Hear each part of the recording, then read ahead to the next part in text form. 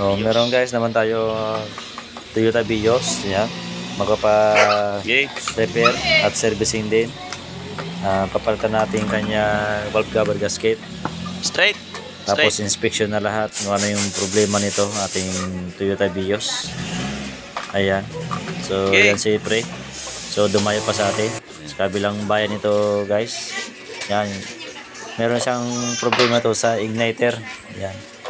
P1300. So, history naman siya. So, di pinakita sa inyo. So, i-delete ko na lang. Ayan guys.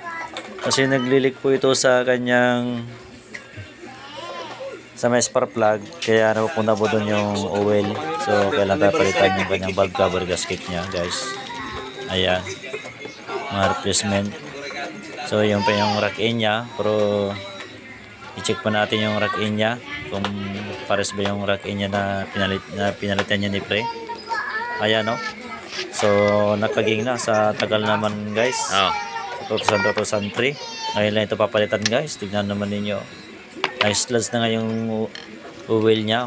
Tignan mo, nasunog. Hindi na maganda yung pagkakain ng oil. Ayan guys o. So, sangro niya guys. Ganyan na mangyayari guys pag hindi maganda yung maintenance. Ayan o. Ayan guys, nag-leaking sa may valve cover gasket niya. So ayan guys, nalinisan ko na yung gas. Linagay ko na pero basic lang yan guys. Ayan o. Ako na naglagay yan. Hindi ko na pinakita sa inyo. Basic lang naman guys. Pag repair yan sa valve cover gasket. Ayan. So ayan, tinanggal ko na yan guys. Papalitan ko na ng bago yan guys. Ayan, change wheel pa tayo. Para isahan na lang yung kanya maintenance niya guys. Ayan o. So basic lang naman guys ang pag-change oil. Ayan. So ayan, 4 liters yan guys. Mga 3.8 yan guys. Ayun nalagay ko dyan guys na oil engine. Yan si Bayaw. Ayan. So pandaran natin guys kung okay na ba ang ating unit. Ayan, so nakauna guys. Ayan, and start na. Ayan, so maandar na yan guys. Ayan o. Ayan. So nga pala guys, kasi riniper na pa rin yung kanya, yung horn niya. Ayan, pare-pare pa rin niya. So hindi ko na pinakita sa inyo paano mag-repair. Ayan, maandar na yan guys. So maganda pa naman yung kanyang tunog guys. At magaan yung kanya, andar niya guys.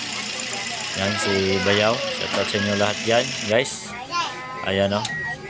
Sila. So yan guys. So talagang basic lang naman guys. Siyempre tapos na guys. Tingnan natin yung oil engine label nya. So sakto lang guys. Yan, nakita naman ninyo. So basic lang yan guys. Ayan o. Ayan, okay na. So pinandar ko ulit. Ayan o, maraming salamat po sa manonood sa aking FB page, Mario Bilano.